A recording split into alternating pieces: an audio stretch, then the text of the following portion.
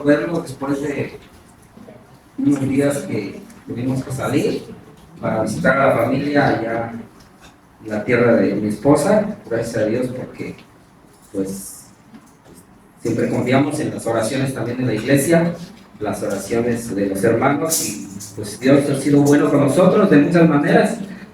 Gracias a Dios porque podemos vernos ahora. El pastor tuvo que salir a una iglesia y comendó esta misión de poder predicar, empezando este nuevo tema. Como ya se había anunciado, estamos en el mes de agosto, es el primer domingo de agosto, y vamos a empezar una serie de predicaciones acerca de Nehemías, del libro de Nehemías. Así que vamos a ir al libro de Nehemías.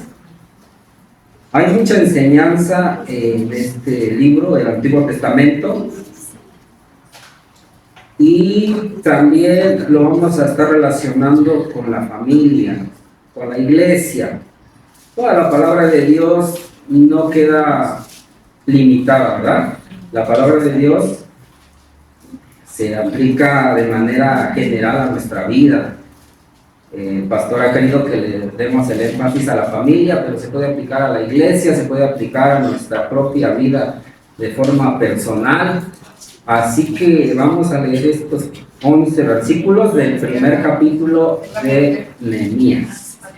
Y vamos a ir viendo algunos puntos acerca de Nehemías, hermanos. Si ya lo tienen, les pido que se pongan de pie y vamos a dar comienzo.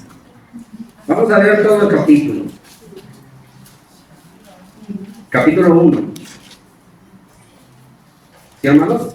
¿Ya lo tienen? Vamos a ir alternando un verso ustedes, otro verso yo, hasta terminar juntos en el versículo 11. Así que empiezan ustedes. Dice así la palabra de nuestro Dios. Palabras de Nehemías, hijo de Azarías, aconteció en el mes de Kislev, en el año 20, estando yo en Susa, capital del reino, Que vino Anani, uno de mis hermanos, con algunos varones de Judá, y les pregunté por los judíos que habían escapado, que habían quedado de la cautividad, y por Jerusalén. y me dijeron: el remanente, los que quedaron de la cautividad, aquí en la provincia, están en gran mal y afrenta, y el muro de Jerusalén derribado, y sus puertas quemadas hasta fuego. Cuando oí estas palabras, me senté y lloré, e hice duelo por algunos días, y ayuné y oré delante del Dios de los cielos. Y dije: te ruego, Jehová, Dios de los cielos, fuerte, grande y temible, que guardas el pacto de la misericordia que aman y guardas sus mandamientos. Esté ahora atento tu oído y abiertos tus ojos para oír la oración de tu siervo, que hago ahora delante de ti, día y noche, por los hijos de Israel, tus siervos, y confieso los pecados de los hijos de Israel que hemos cometido contra ti. Sí, yo y la casa de mi padre hemos pecado. En extremo nos hemos corrompido contra ti, y no hemos guardado los mandamientos, estatutos y preceptos que diste a Moisés tu siervo. Acuérdate ahora de la palabra que diste a Moisés tu siervo, diciendo: si vosotros pecareis, yo os dispersaré por los pueblos. Pero si no volviereis a mí y guardareis mis mandamientos y los pusiereis por obra, aunque vuestra dispersión fuere hasta el extremo de los cielos, de allí os recogeré y os traeré al lugar que escogí para hacer habitar allí mi nombre. Ellos, pues, son tus siervos y tu pueblo, los cuales redimiste con tu gran poder y con tu mano poderosa. Te ruego, oh Jehová, que esté ahora atento tu oído a la oración de tu siervo y a la oración de tus siervos, que desean reverenciar tu nombre. Concede ahora un éxito a tu siervo y dale gracia delante de aquel varón, porque yo servía de copero al rey. Amén. Pueden ocupar su lugar. Como introducción, para contextualizar este capítulo, conviene recordar que el pueblo de Israel había sido llevado cautivo a Babilonia, ¿sí? Y después los persas también conquistaron a Babilonia y ahora estaban bajo el mando de los persas. Y el pueblo ya había pasado mucho tiempo que había quedado la ciudad sitiada y pues los muros, como aquí se menciona, ¿no? Los muros de la ciudad, el templo incluso había sido derribado, todo había estado en llamas, vivían en una situación muy desalentadora, y todo esto porque también el pueblo estaba mal, había desobedecido a su Dios. Eso era como consecuencia de una desobediencia, y de esa manera vivía el pueblo.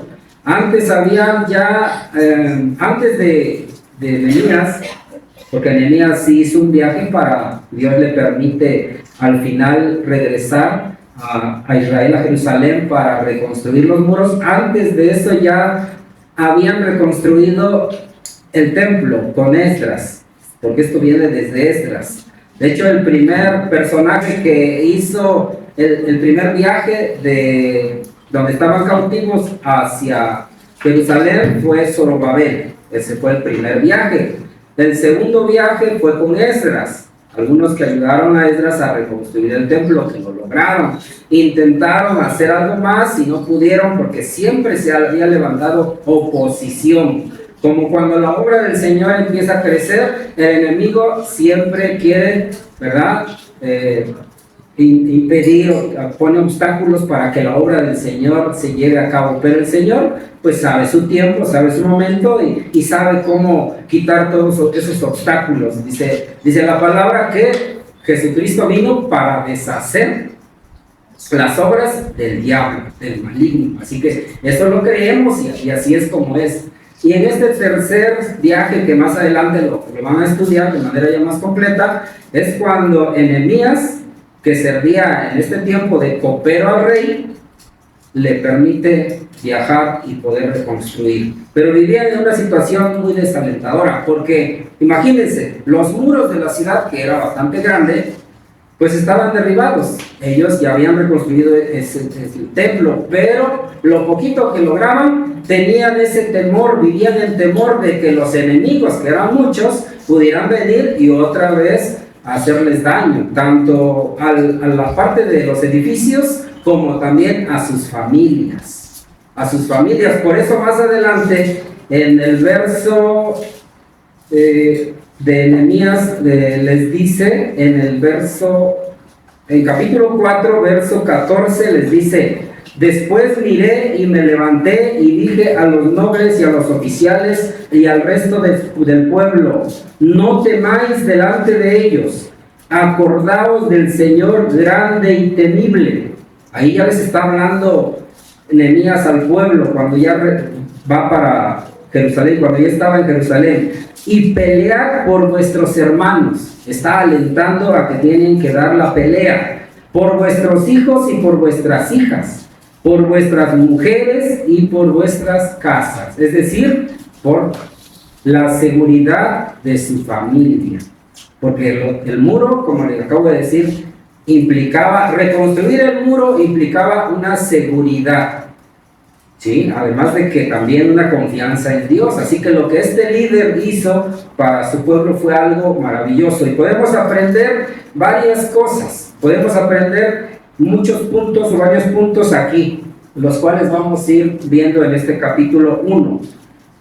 Una de las primeras cosas que podemos ver es que este hombre, que aunque tal vez él no nació ahí por los años que ya llevaba, pero de cualquier manera él sabía quién era su Dios. No por el hecho de estar en otro país, en otro lugar, él se había olvidado de quién era su Dios. Él sabía, tenía su identidad bien firme de quién era su Dios, quién era Jehová de los ejércitos. Y una de las cosas que podemos ver aquí es que era una persona comprometida con Dios y con su familia. Sí, ahí menciona la Biblia de que llegó Hanani, ¿verdad? Su hermano, y que le pregunta, ¿y cómo está la ciudad? ¿Cómo están los que escaparon y se fueron para allá? ¿Cómo están? Y su hermano Hanani le da la noticia, que le dicen los que escaparon, pues el remanente viven en gran mal y afrenta, y el muro derribado. Sí, y eso le conmueve a Ananías, pero era una persona que estaba dispuesta a escuchar la voz de Dios. La reacción de Ananías demuestra una profunda preocupación y compasión por la situación que Jerusalén y su pueblo estaban viviendo. Él no estaba solamente decidido a escuchar lo que Dios le iba a decir que hiciera, sino él estaba dispuesto a ir y trasladarse hasta allá con la finalidad de lograr cambiar la situación en la cual vivían. Es decir, pensaba no solamente en él, porque el punto que vemos dice, su posición y comodidad no impidieron servir a Dios. ¿Cuál era la situación de él personalmente? Él vivía de copero al rey. Ahí estaba, ¿no? Y era su función. Y ser copero del rey no era nada más el hecho de probar el vino, para que no estuviera envenenado y que el rey tuviera esa seguridad y esa confianza. El hecho de ser copero del rey es de que era un hombre de confianza ante el rey, y que podía el rey incluso platicarle algunas cosas, y ser una persona de su confianza. Él se enteraba de otras situaciones que vivía el reino. Pero además de eso, él se preocupa por esa situación y no le importa la comodidad que tenía que dejar con tal de ir a Jerusalén y hacer su trabajo. Entonces, a nosotros también Jesús nos manda en esa parte y nos dice que no solamente debemos pensar en nosotros. Dice que no podemos tener un sentir más de lo que con nuestros hermanos, mayor al de nuestros hermanos, sino de que también tenemos que preocuparnos por los otros. También tenemos que anhelar el bienestar de la familia, el bienestar de la comunidad cristiana, porque no solamente somos nosotros. Entonces, ese sentir había en Nehemías. Sí, es lo que podemos ver en los versículos 1, en los versículos 2 y en el versículo 3. Y después viene lo que hace él, cuando se entera de la noticia de cómo vivían ellos en ese lugar. Vamos a pasar a la siguiente. ¿Qué hacer ante las situaciones difíciles? Y esto se aplica también a nosotros. ¿Qué hizo Nehemías ante estas situaciones difíciles? En la Biblia menciona varias cosas que hizo. En el verso 4, ¿verdad? Principalmente en el verso 4, dice la Biblia que se sentó. Entonces, cuando oí estas palabras, me senté y lloré, e hice duelo por algunos días, y ayuné y oré delante del Dios de los cielos. ¿Qué hacer ante las situaciones difíciles? Bueno, pues hay que actuar. Pero si ustedes se dan cuenta, no nos podemos pasar la vida lamentándonos por situaciones que nos pasan. Este hombre lloró, ayunó e hizo duelo por algunos días. ¿Recuerdan ustedes cuando el rey David también tenía enfermo a su hijo? Que es cierto que había pecado con Betsabé, es cierto que no vivían de una manera agradable ante Dios, y que el niño estaba todavía con vida y que estaba enfermo. ¿Qué hizo el rey David? Pues igual, no comía, se encerraba en su cuarto, estaba dolido y oraba ante Dios por la vida de ese niño, ¿verdad? Pero cuando el rey se entera de que el niño muere, que esto fue lo que pasó, ¿qué hace el rey? No quería darle la noticia al rey, porque dice, si estando enfermo no quería comer, ahora capaz que se nos quieren matar el rey, o a ver qué va a hacer el rey. ¿Y qué hizo David después de que se enteró de que ya el niño había muerto? Se levantó, se bañó y se puso. Exactamente, dijo, bueno, el duelo ha terminado, ya no debo hacer nada más. Es momento de ponerme en acción, de cambiar mi actuar, y se cambió su actitud. Entonces, Nehemías igual, hizo duelo porque le dolía cómo vivía su pueblo, pero no se pasó ahí años, meses lamentándose esa situación, como a veces nos quiere pasar a nosotros. No podemos vivir así, tenemos que actuar. Es cierto de que ante las situaciones difíciles debemos tomar decisiones que agraden a Dios, y para eso hay que orar, y para eso hay que ayunar, para eso hay que rogar ante ese Dios todopoderoso. ¿Sí es lo que viene diciendo acá? Y vamos ahora a ver el punto que sigue, cómo es la oración, que es algo muy importante que hace este hombre. En varios versículos que vemos adelante nos muestra cómo es la oración que hace Nehemías ante ese Dios que conocemos nosotros y que él lo conocía, pero que ahora estaba viviendo en una situación difícil. ¿Qué debo hacer? ¿Y cómo lo iba a hacer? ¿Cómo debo orar? ¿Cómo debemos orar? Lo vemos en varios versículos, empezando por el 5 y por el 6. Si ustedes me ayudan a leer el verso 5 y 6 en su Biblia, dice así de esta manera: y dije, te ruego, oh Jehová, Dios de los cielos, fuerte, grande y temible, que guarda el pacto y la misericordia a los que le aman y guardan sus mandamientos. ¿Qué hace ahí? Dios de los cielos, dice, grande, fuerte y temible. ¿Qué está haciendo? Reconociendo quién es Dios y cómo es Dios. ¿Sí? No podemos llegar ante un Dios minimizando como si el problema fuera mayor que nuestro Dios. ¿Sí?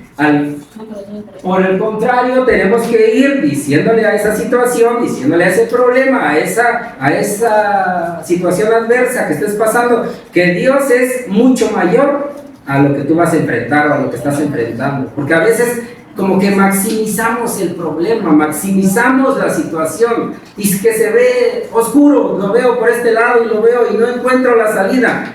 Agradece y reconoce quién es Dios. Toma el ejemplo, tomemos el ejemplo de Nehemías. Eso fue lo que hizo él. Clamar, también hizo un clamor sinceramente con todo su corazón. Hay varios versículos que nos respaldan eso, como uno de los salmos también, cuando dice que el corazón quebrantado, el corazón contrito y humillado, no despreciarás, oh Dios. Pero vamos a ir también a Isaías, hermanos. Isaías 66, 2. Es una forma de cómo clamó este hombre y Dios le escuchó. Si ya lo tienen, nos ponemos de pie y leemos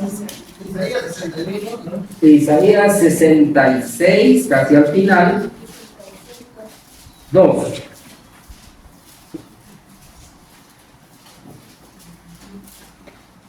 Dice así, si los que ya lo tienen, hermanos, Isaías: mi mano hizo todas estas cosas, y así todas estas cosas fueron, dice Jehová.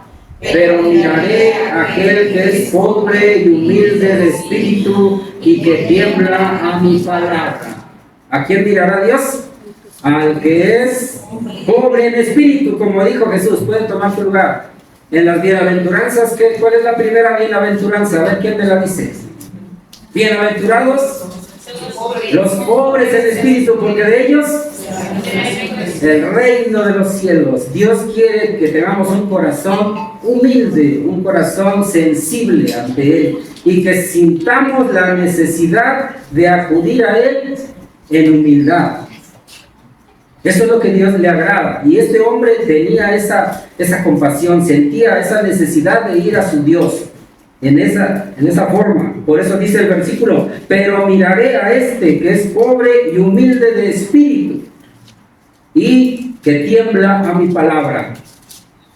Por eso dice en Proverbios que el temor, ¿verdad? El temor de Jehová es algo muy bonito que nosotros debemos tener.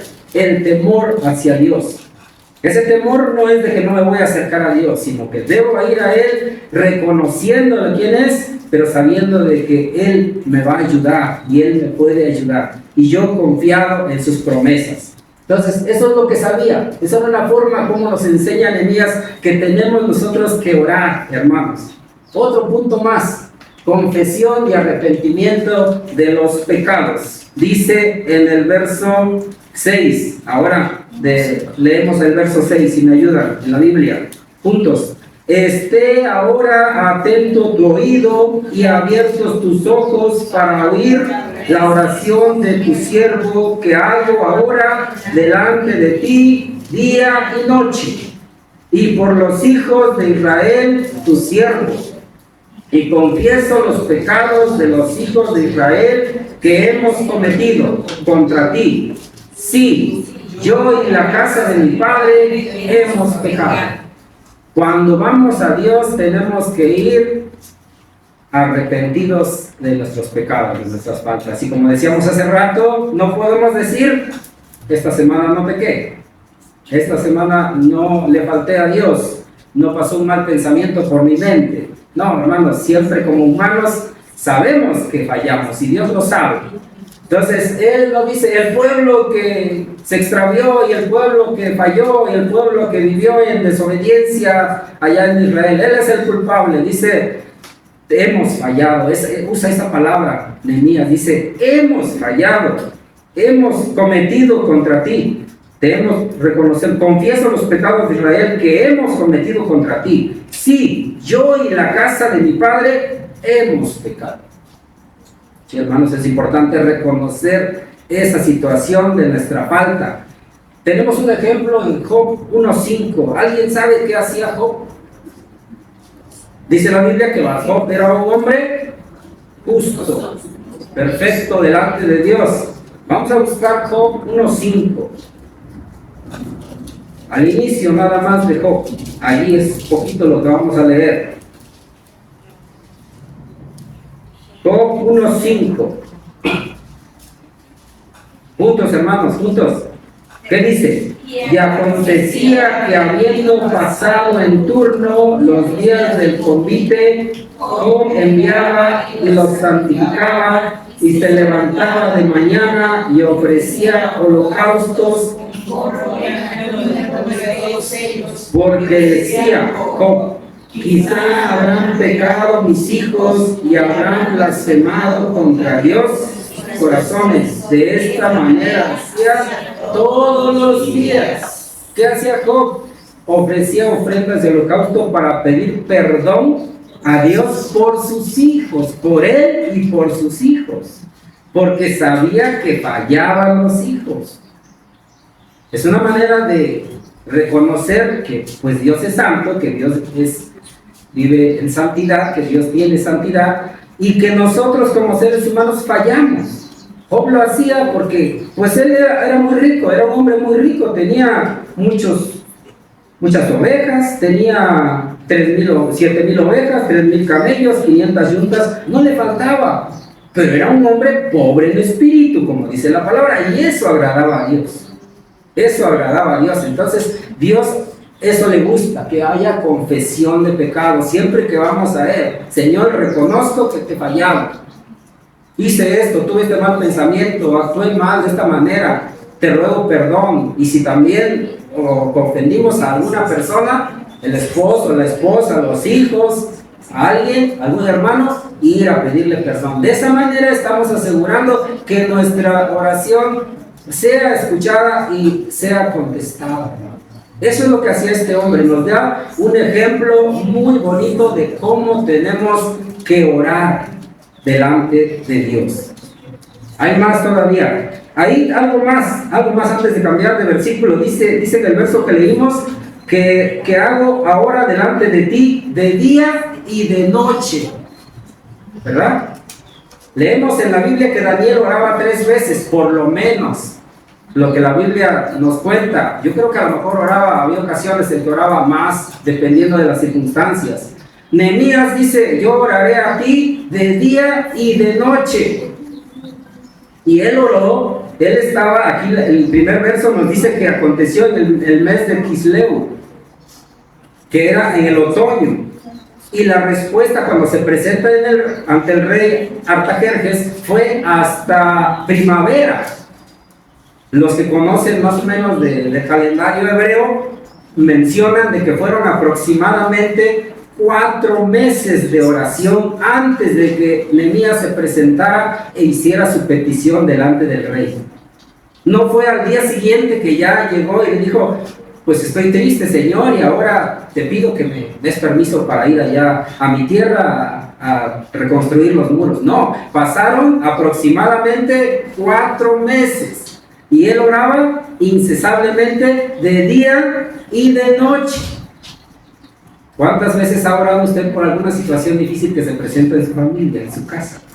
¿Ha orado de día y de noche? ¿O nos hemos quejado de día y de noche? Hemos peleado de día y de noche. O peleamos de día y descansamos de noche. Pues ya estamos cansados. Hermanos, tenemos que orar, como dice aquí, delante de Dios en esa oración, y luego de día y de noche. Así como lo estamos leyendo en esta porción de la Biblia. Eso es lo que tenemos que hacer. Los ejemplos que nos da la Biblia son para imitarlos, para llevarlos a la práctica. O algo más que vemos en los versos 8, 9 y 10. Nehemías se acerca a Dios recurriendo a las promesas que Dios tenía. Cuando le dice: acuérdate ahora de la palabra que diste a tu siervo Moisés, diciendo: si vosotros pecareis, yo os dispersaré de los pueblos. Eso también se cumplió. Si el pueblo pecare y se extraviare y no quisiera obedecer de buena manera, los iba a dispersar. ¿Y eso sucedió? Sí sucedió. Pero está la otra parte, que es la que nos gusta, la del verso 9. Pero si os volviereis a mí, dice el Señor, y guardareis mis mandamientos y los pusiereis por obra, aunque vuestra dispersión fuere hasta el extremo de los cielos, de allí yo os recogeré y os haré volver a su tierra. Fíjense nada más, qué hermosas promesas. Él recordaba eso, esas promesas que Dios había hecho. ¿Qué tenemos que hacer nosotros? Recordar las promesas también de Dios, hermanos. El Señor tiene un sinfín de promesas para nosotros cuando estamos en situaciones difíciles, cuando pasamos en una situación conflictiva.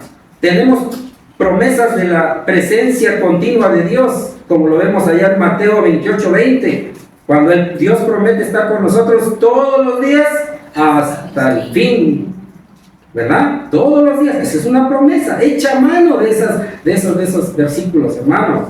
Tenemos promesas de perdón y reconciliación, Romanos 5:1, como lo leímos hace rato, y la Biblia, por mencionar alguno nada más, porque la Biblia está llena de promesas. Promesas de guía y dirección. Cuando tú no sepas qué hacer, o yo no sé qué hacer, pedirle a Dios: ilumíname, dirígeme, ordena mis pasos, dice el Salmo 119, ordena mis pasos, de manera que yo pueda tener sabiduría al caminar diariamente con el Señor. Promesas de protección, como el Salmo 91, que tanto nos gusta. ¿Sí nos gusta el Salmo 91? Sí, ¿verdad? Bueno, ese es un salmo de protección, donde están las promesas del Señor, que aunque ande el valle de sombra de muerte, también como dice el Salmo 23, o aunque las pestes y las enfermedades, el Señor nos va a proteger. Promesas de provisión, como vienen allá en Mateo y la Biblia, cuando Dios nos dice que si las aves del campo no trabajan y no siembran, y nosotros que valemos más que ellas, ¿por qué tenemos que dudar? ¿Eso nos dice o no? Confiemos en las promesas. Y luego también nos habla de que no nos debemos preocupar por lo que habremos de vestir, porque si los lirios del campo se visten, y mejor que el rey Salomón se vistió, entonces dice: ¿no valéis vosotros mucho más que ellos? Eso es lo que nos dice, ¿no? Entonces son promesas de provisión, promesas de protección, promesas de vida eterna, promesas de que Él nunca nos va a dejar en los momentos difíciles, como dice 2 Corintios 1. Dios promete consuelo y fortaleza en medio de las pruebas, en medio de la lucha. Tú y yo no vamos a estar solos, Él va a estar con nosotros. Promesas al orar. Dios promete responder a las oraciones que tú y yo hagamos delante de Dios. La Biblia está repleta de promesas. Y este hombre nos recuerda en su oración que tenemos que acudir a Dios en oración, también echando mano de esas promesas, de las cuales la Biblia nos enseña, hermanos. Así que Dios está con nosotros, no tenemos por qué temer. Y por último, lo que dice el verso 11, que es algo vital en la vida de los creyentes.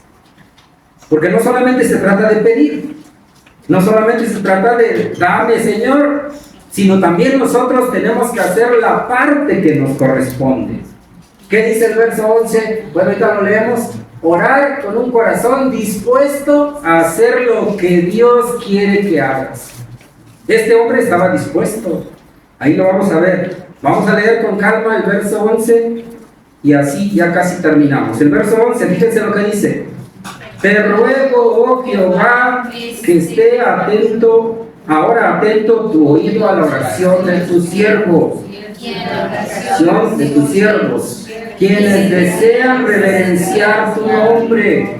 Concede ahora buen éxito a tu siervo y dale gracia delante de aquel varón, porque yo servía de copero al rey.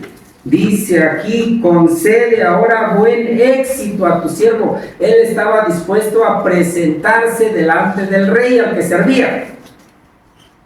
Oiga, Señor, pues ahí arréglate tú con el rey y pídele, porque yo tengo miedo de ir delante del rey.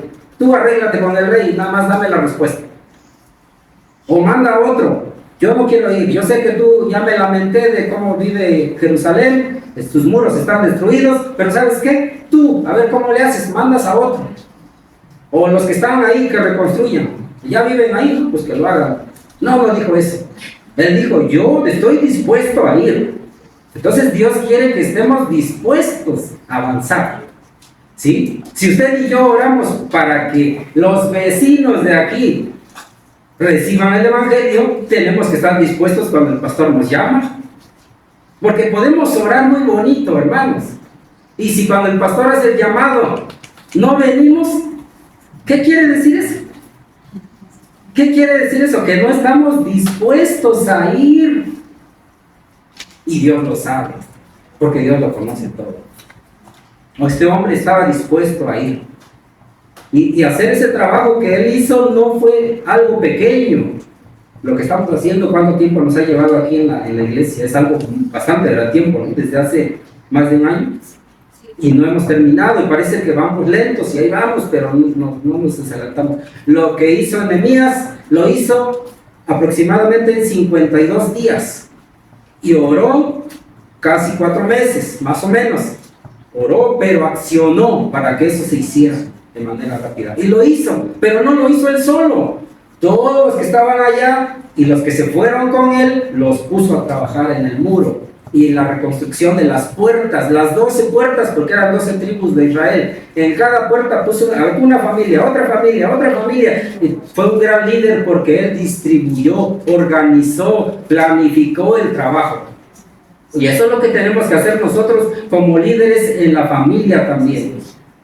¿Sí? Como cabezas de familia, como cabezas de hogar en la casa, tenemos que ser esos líderes que sepamos organizar en la casa. No solamente el trabajo que hay, sino también la cuestión espiritual, los asuntos que haya que arreglar. Y nunca desanimarnos por desalentadoras que parezcan las situaciones que se presenten. Que un hijo no quiere obedecer, que hay problemas con esto, que hay problemas económicos, que hay situaciones difíciles. Nunca te rindas, hermano, nunca te rindas, porque el Señor quiere obrar en tu familia. Y Él nunca se va a quedar así. Él quiere que también tú hagas la parte que te corresponde, como lo vamos a ver más adelante. Esto termina diciendo, que yo tenga buen éxito a tu siervo, y dale gracia a aquel varón, se refería al rey, porque yo servía de copero al rey. Él ya estaba dispuesto a presentarse delante del rey. Él sabía que iba a ir después de haber orado. Así que está bien que oremos, no está mal que oremos, pero estamos dispuestos ahora, como lo hizo Nehemías, para accionar, o queremos que otro accione. Cuando se abrió el río Jordán, después de que pasaron el Mar Rojo, ustedes recordarán esa escena, en algún momento por ahí ya la leímos. Estaba el crecido y tenían que pasar porque tenían que cruzar. Todavía no llegaban a la tierra prometida. ¿Y qué les dice el Señor? Diles que avancen. Iban con el arca cargados los sacerdotes. Y estaba el río, el mar, pues fue diferente, ya lo habían cruzado. Y tienen que mojarse los pies. Ay, pero es que tengo miedo, temor de poder avanzar. ¿Y cómo le hago? Y si no se abren las aguas. tenemos que accionar. Ellos tuvieron que entrar, y dice la Biblia, que se tuvieron que mojar por lo menos hasta las rodillas, los que iban adelante. Y entonces se abrió ese río también. Las aguas se partieron y el pueblo, los demás ya pasaron en seco. Pero los líderes tenían que accionar, los que iban al frente. Entonces, tú como líder en tu familia tienes que hacerlo. Y de esa manera vas a dar testimonio a los demás que te siguen. Sí, hermanos, nosotros como cabeza de hogar, como cabeza de familia, aquí en la iglesia también. Porque esto, como les dije, se aplica tanto en la familia, en la iglesia y en tu vida de manera personal. Así que Dios nos ayude, porque estas enseñanzas, si las llevamos a la práctica, cobran vida, cobran sentido. Dios tiene muchas promesas, hermano, para el pueblo, y con Él somos más que vencedores. Y vamos, como dice su palabra, de gloria en gloria, de triunfo en triunfo, de victoria en victoria. ¿Lo creemos? Así será. Póngase de pie, vamos a orar, hemos terminado.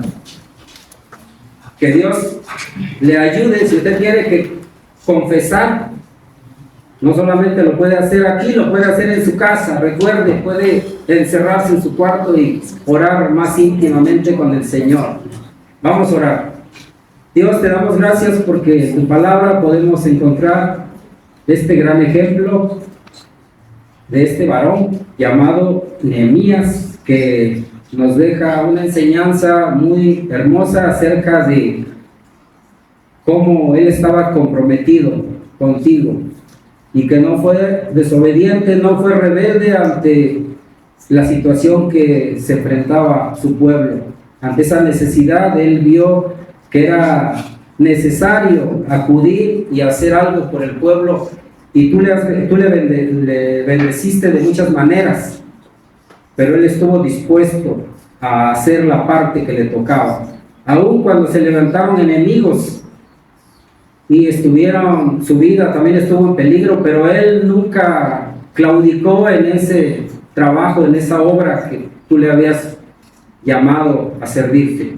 Gracias te damos, Señor, porque podemos encontrar esas enseñanzas. Ayúdanos ahora a perseverar en ti, a seguir orando de día y de noche cuando se presenten problemas en la familia, a acudir a ti solamente, no desanimarnos. Los problemas se van a presentar, es inevitable. Tú lo dijiste, que en el mundo tendríamos aflicción, pero ayúdanos a vivir con temor y reverencia a ti, con respeto, con sabiduría, para que podamos también ser líderes que hacen lo correcto delante de ti, y que esas futuras generaciones, nuestros hijos, los hijos de nuestros hijos, si tú lo permites y no vienes antes, que puedan también ser generaciones que te conocen, que bendicen tu nombre, que exaltan tu nombre y que desean aprender cada día más de ti, de tus promesas. Gracias te damos, Señor, por este tiempo, y tu iglesia aquí también presente, que pidamos, Señor, perdón por todas esas faltas. Reconocemos que te hemos fallado de muchas maneras. Perdónanos y ayúdanos a ser obedientes a tu palabra. Muchas veces se nos ha hablado, se nos ha dicho las cosas que tenemos que hacer y no hemos sido obedientes. Muchas veces también sí hemos obedecido, pero también en muchas ocasiones no hemos hecho caso, Padre mío. Perdónanos y ayúdanos a tener un corazón obediente, dispuesto a servirte en todo momento, porque la honra y la gloria te pertenecen a ti. Gracias te damos por este tiempo, en el nombre de Jesucristo, nuestro único y amado Salvador. Amén. Pueden tomar su lugar, hermanos.